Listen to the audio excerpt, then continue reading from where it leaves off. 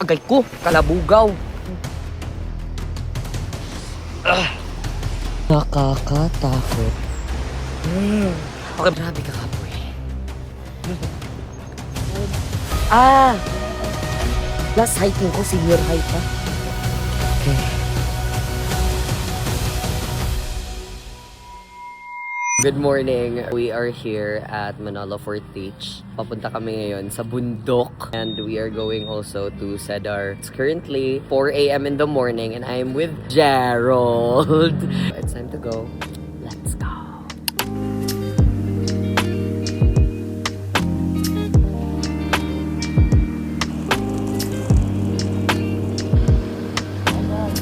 It's fogging! It's zero visibility! Ang OA.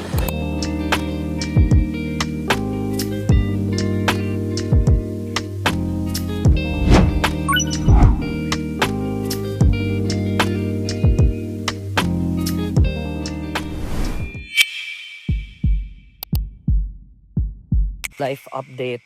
Natumba yung motor here sa may Putikan. The path is very slippery. Kaya pinush na lang yung motor going there. Kasi malapit lang din naman. Buti na lang, we're safe and we're good. And the motor is good also. Wala naman siyang scratch. So mag-hike na lang muna ako papunta doon. Because it's near na lang man din. So let's go.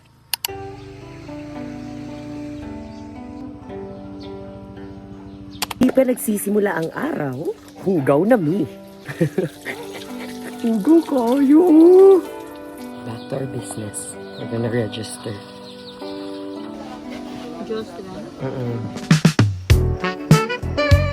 So good morning. Nag-start na yung hiking namin. We are going to the bundok, the mountain. For like 2 hours of hike. The sun is so nice. Look at that. Hiking ka tapos si nanay mo makita. What a beautiful scenery.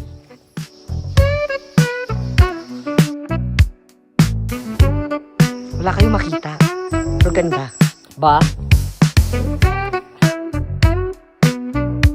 Bridge person ra ko. Dili ra ko makadukong bridge. Nice kaayo. Dili lang ta maligo. The water is so cool. Let's go. Yung kalaban namin ngayon. Taran! Kakayanin. Lalaban. Agay ko, kalabugaw. Oh, nagkakapoy na ko. Oh, huma.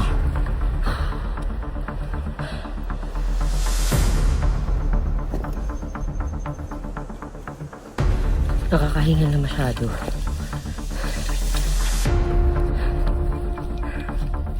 Grabe, ang hirap. Oops. Ewan ko kung malapit na kami.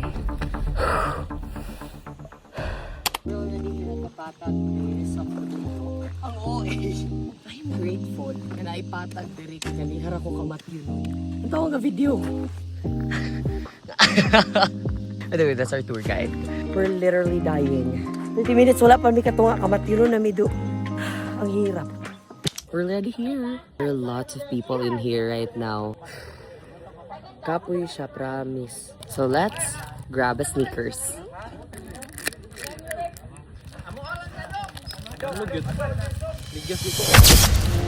Bulong ang hanging amihan at huni ng ibon dumudulog at But at least it's pretty.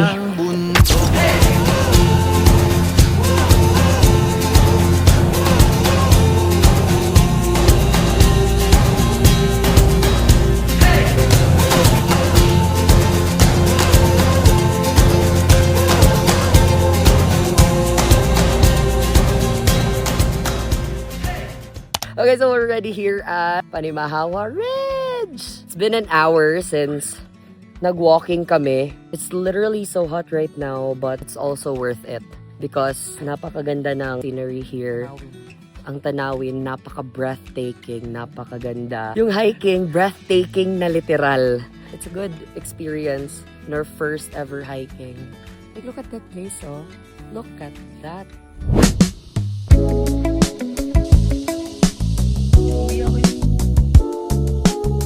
So welcome to the second part of our adventure. It's currently 12 noon and we are here at Sadar. And supposedly magpo-falls kami pero medyo mahal na mag-falls. Chose to go to the river. The entrance fee for the sapa is only 30 pesos, which is good.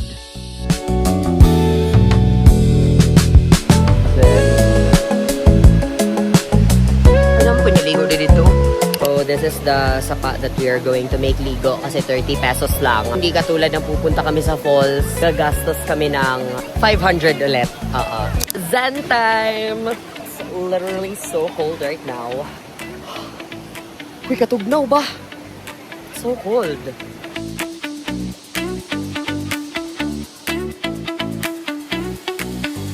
Let's do conclusions. What is the most challenging part of the whole journey?